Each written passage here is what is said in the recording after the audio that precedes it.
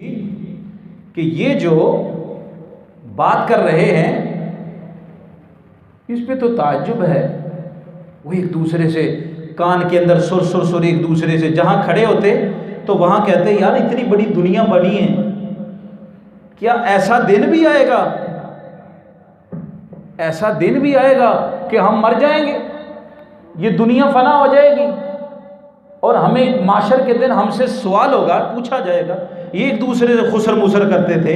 मतलब क्या कि वो अजीब बात समझते हैं, लै भला सानू एक दफा पैदा किया, केड़ा है बंदा जेड़ा सानू मारे, कौन है जो हमें मौत दे और कौन है जो हमें दोबारा जिंदा करे।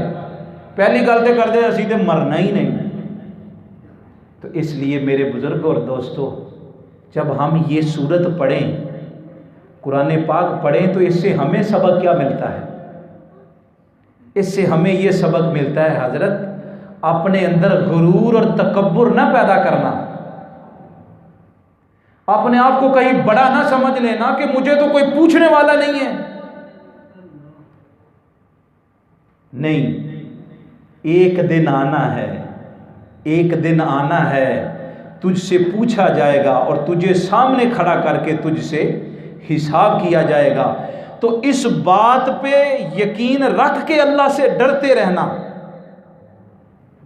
तवज्जो है कि ये बात, ये अकीदा दिल में रख के फिर डरते रहना कि उसकी पकड़ आ सकती है, उसकी पकड़ आ सकती है, हम पकड़े जा सकते हैं। तो ये अकीदा रख के बंदा ज़िंदगी गुजारे और इसी अकीदे पे बंदे को मौत आ जाए, तो समझ लो अल्लाह से डरना आपका काम है और जन्नत का मुस्तहिक बनाना उस रब रहमान का काम है।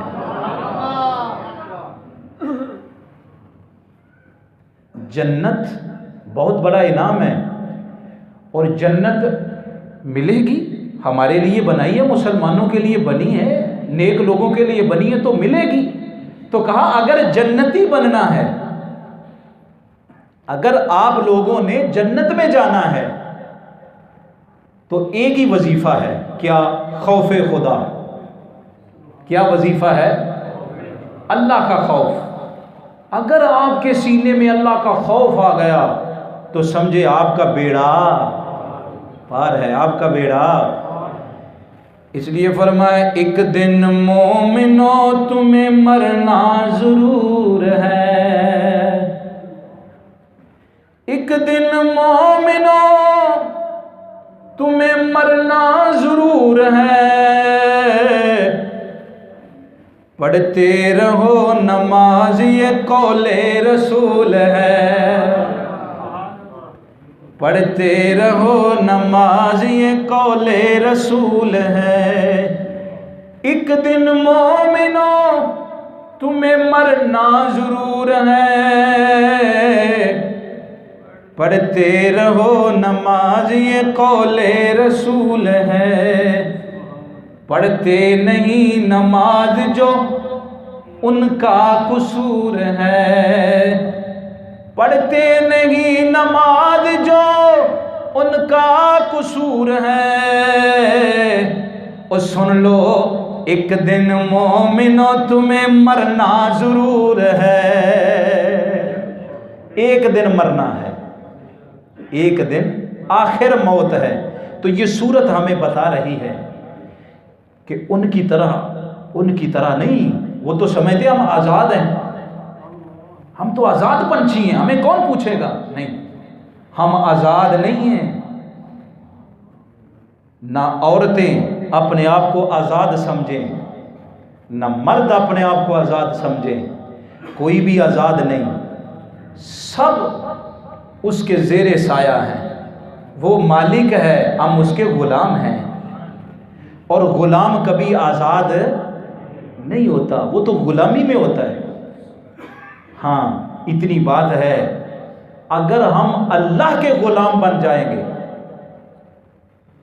हम अपने रब के मालिक हो जाएंगे, तो फिर दुनिया की ग़ुलामी से हमें दूर कर दिया जाएगा, फिर दुनिया की ग़ुलामी से हमें दूर कर दिया। तो ये काफिर जो थे, अहले कुरैश, ये मुराद है। वो एक दूसरे से खुसर मुसर करते कि ये ऐसा हो सकता है कि क़यामत आएगी। आएगी भाई, आएगी, ज़रूर आएगी। आगे फरमाया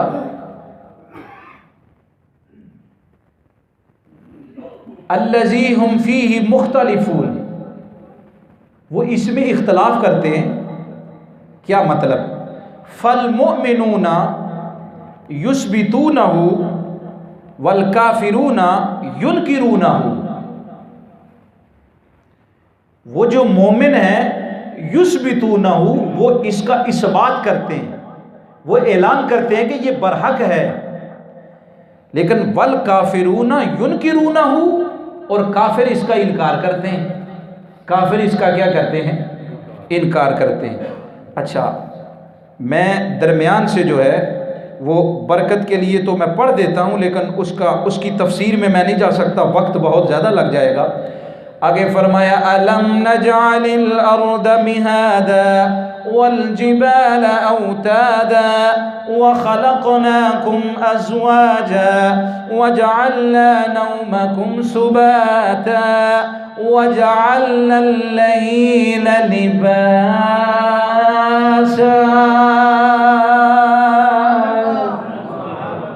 हाय हाय, ईमान ताज़ा हो जाता है। कुरान जब बंदा पढ़ता है ना तो सुनता है, ईमान ताज़ा होता है। तो बोलिए सुभान अल्लाह। अलम नजअलिल अर्द मिहादा वल जिबाल औतादा व खलक़नाकुम अज़वाजा व जअलना नौमकुम सुबाता व जअलना अल-लैल लिबासा।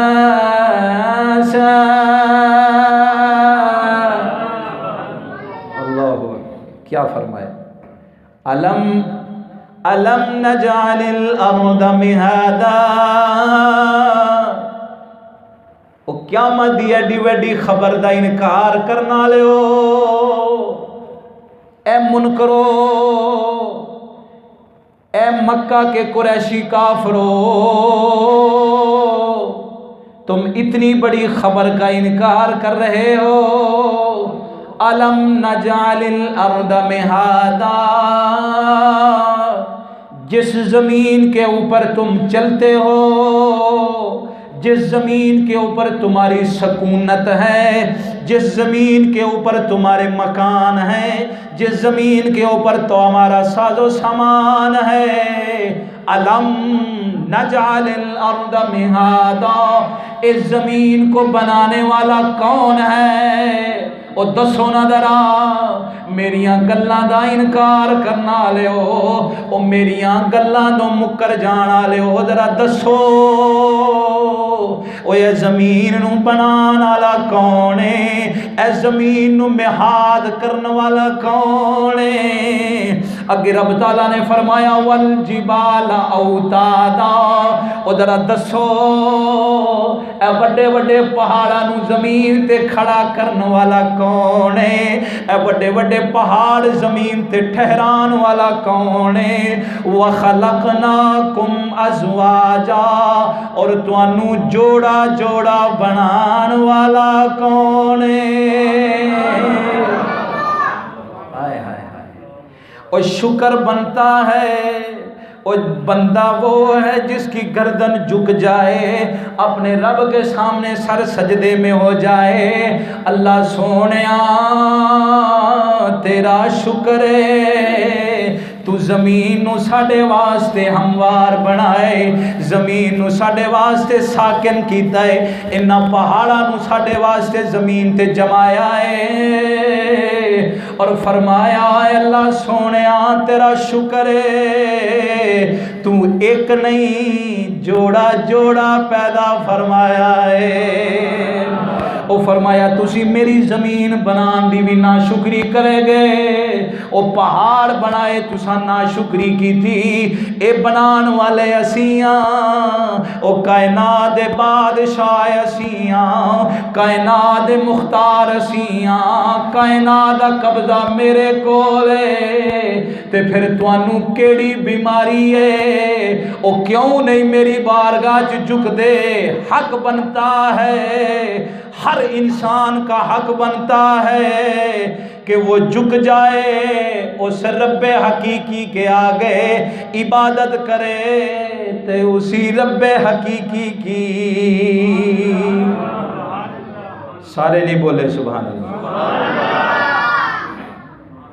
अब आगे अल्लाह तबारक व तआला उनको एक एक चीज गिन के कह रहा है, मेरा एहसान वो भी ना समझे तुम। ये जमीन को, अल्लाह अकबर, तुम्हें जुड़वा बनाया। याद रखें, अगर जोड़ा ना होता तो निजाम कुदरत, देखिए हजरत आदम अलैहिस्सलाम को जब जन्नत में ठहराया गया ना, तो जब आपने वहाँ फल रखे और खाए, फल शल खाया उन्होंने, वहाँ पे अनाज जब खाया ना,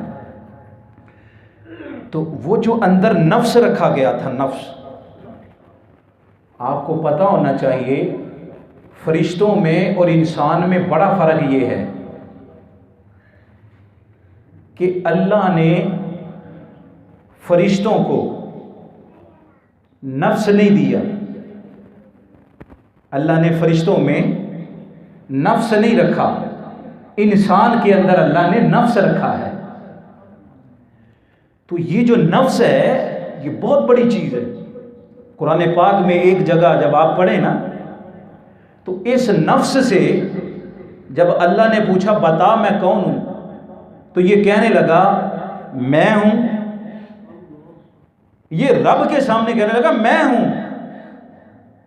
तो फिर इसको 100 साल इसको गर्मी में रखा, आग के अंदर, फिर निकाला, फिर पूछा कि अब बता मैं क्या हूं। तो फिर कहने लगा मैं हूं। फिर अल्लाह ताला ने इस नफ्स को 100 साल सर्द में रखा, सर्दी में। जब 100 साल इसको सर्दी में रखा, फिर निकाला, फिर पूछा कि मैं कौन हूं, तो कहने लगा कि तू मेरा खुदा है। यानी जब इसकी अपनी ख्वाहिशात मरी, तो फिर इसने कहा कि तू है, तू है, मैं खत्म हो गई।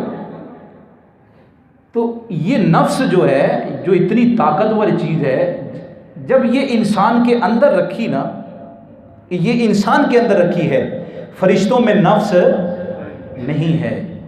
इसीलिए हुजूर फरमाते हैं जिसका नफ्स उसकी अकल पे सवार हो गया तो वो समझे कि जानवरों से भी बदतर है। और उसकी मिसाल 9वें सिपारे में और भी जगह कुरान पाक में अल्लाह ने बताई है कि उलाइका कल अनामी बल हुम अबल। कहा ये तो जानवरों से भी आगे निकले हुए हैं। वो कौन है? यानी अगर बंदे का नफ्स, बंदे की ख्वाहिशात उसकी अकल पे सवार हो जाए तो वो समझो जानवरों से भी बदतर है। तो कहा अगर उसका नफ्स मर जाए और उसको अकले सलीम आ जाए तो वो फरिश्तों से भी अफजल है। वो फरिश्तों से भी। ऐसे नहीं अल्लामा कहता बड़ा मुश्किल है इंसान बनना, बड़ा मुश्किल। तो बात दूर चली जाएगी। तो कहा हमने तुम्हारा जुड़वा बनाया, वह खलकनाकुम अज़वाजा, तुम्हारे जोड़े बनाए। क्यों? जब हजरत आदम अलैहिस्सलाम को रखा गया, नफ्स अंदर था, तो नफ्स ने जब अपना आप उबारा तो आप तड़पने लगे, गफलत तारी होने लगी।